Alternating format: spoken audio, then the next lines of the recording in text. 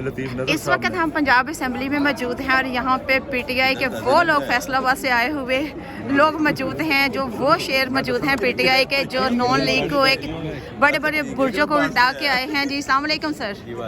Sir किसको हरा के आए और कितने वोटों से?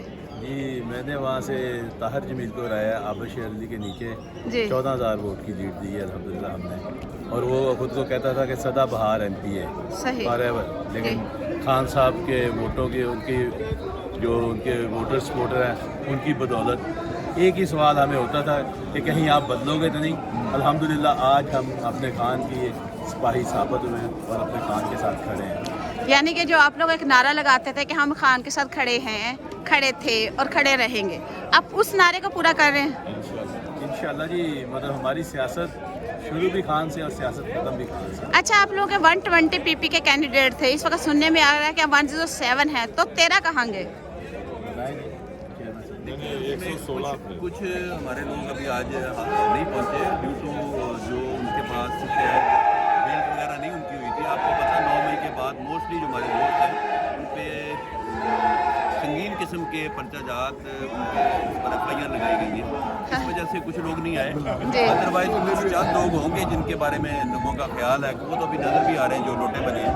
अदरवाइज अल्हम्दुलिल्लाह जो लोग खान साहब से मोहब्बत करते हैं उनके नज़रिए की वजह से हमें लोगों ने इज्जत दी है। इंशाल्लाह ताला को बेवकूफ़ ही होगा वो छोड़ेगा पार्टी। ये हमारे अंकल इस्माइल सीला साहब हैं। इनसे मैं मिल चुकी हूँ। आप किसको हरा के आए हैं? हमने नून लीग को हराया। कौन सा कैंडिडेट था? कैंडिडेट मैटर ही नहीं करता ना हमें नहीं, लोग उनके कैंडिडेट को जानते थे।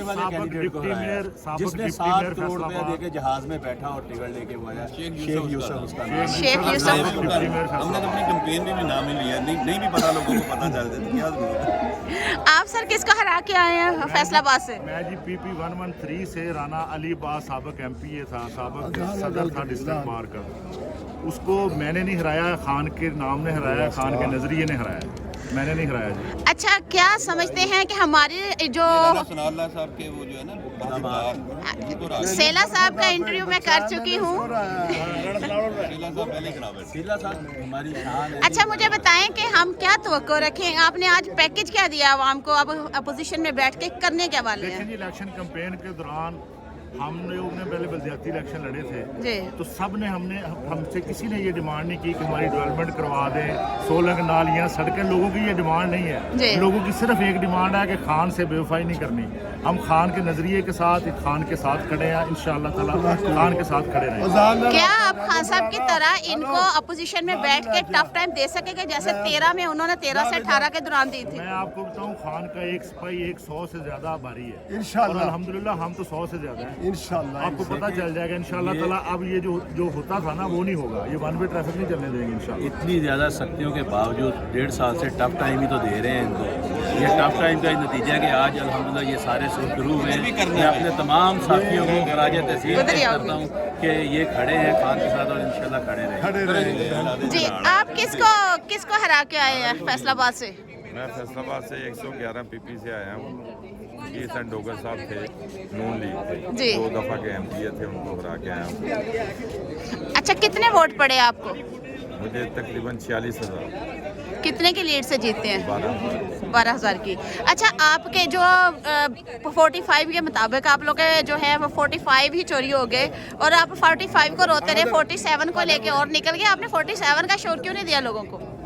बड़ा शौर दिया है, लेकिन कुछ हमारे कैंडिडेट ऐसे थे जो संभाल ना सके। इलेक्शन ठीक हुआ है लेकिन 47 पे आके हमने मार खाई है, लेकिन जिन्होंने संभाल लिया वो जीत के इधर खड़े हैं, जो ना संभाल सके वो उधर ही बैठे हैं।